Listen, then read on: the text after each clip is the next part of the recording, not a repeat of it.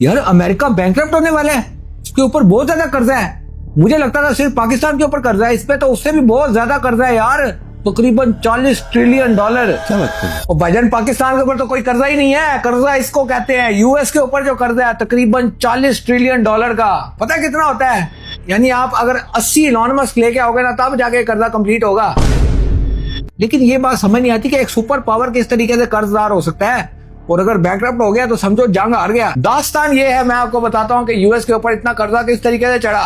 Basically होता यह है कि गवर्नमेंट की जो स्पेंडिंग है वो गवर्नमेंट की इनकम से बहुत ज्यादा है। आपको पता है ना, जगह जगह पंगे लिए हैं इसने, मिलिट्री बेसिस जगह जगह भेजी हुई है, यानी स्पेंडिंग बहुत ज्यादा है इसकी।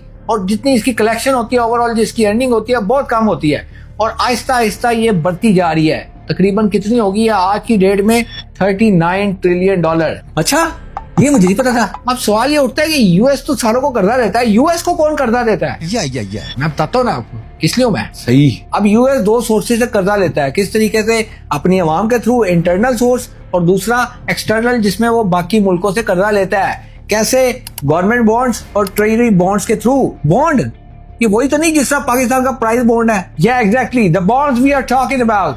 पाकिस्तान का जो बॉन्ड है वो लोग किस लिए खरीदते हैं कि भाई हमारी कल को लॉटरी निकलेगी। लेकिन जो यूएस का बॉन्ड है वो लोग इसलिए खरीदते हैं क्योंकि एक स्पेसिफिक टाइम के बाद उनको मिलता है उसके ऊपर इंटरेस्ट, सूद मिलता है, पैसे मिलते हैं। इससे क्या होता है कि उनके एक तो पैसे सेव रहते हैं, दूसरा क्या होता है इंटरेस्ट जमा होता जाता है, पैसे बढ़ते रहते हैं, इसलिए लोग खरीदते हैं। अच्छा, अब जो गवर्नमेंट बॉन्ड्स होते हैं वो इंटरनली यूएस की आवाम खरीदती है, बाहर के लोग भी खरीदते हैं और इन्वेस्टर्स भी खरीदते हैं।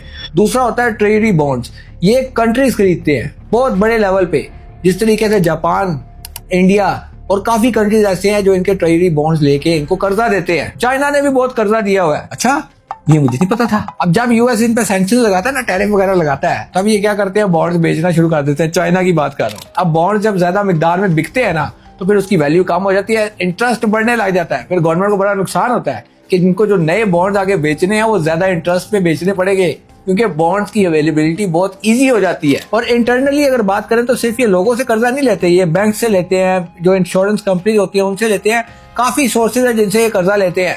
और जंग की वजह से इसका कर्जा और ज्यादा बढ़ेगा। इतना ज्यादा कर्जा चढ़ा हुआ है यूएस के ऊपर कि इस टाइम बैंकरप्ट होने के चांसेस हैं।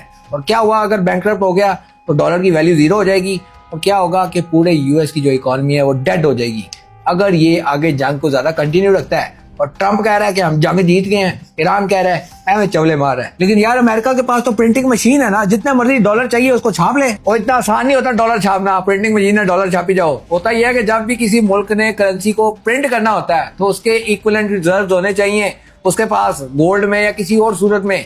तो अमेरिका के पास जितने रिजर्व है ना उससे कई ज्यादा वो डॉलर छाप चुका है ऑलरेडी, और ज्यादा अगर छापेगा तो ऑब्वियसली बात है डॉलर की वैल्यू भी कम होगी। अच्छा, और आगे से एक और भी आफत आ रही है यूएस के ऊपर। क्या? जो ऑयल परचेज हो रहा है ना, जो स्ट्रेट ऑफ हॉर्मुज से गुजर रहा है, वो हो रहा है चाइनीज करेंसी के अंदर। इसके बाद डॉलर को जो मार पड़नी है ना, तो उससे फिर यूएस बच के दिखाए। तो ये जंग का रुकना यूएस के लिए बहुत ज्यादा इंपॉर्टेंट है।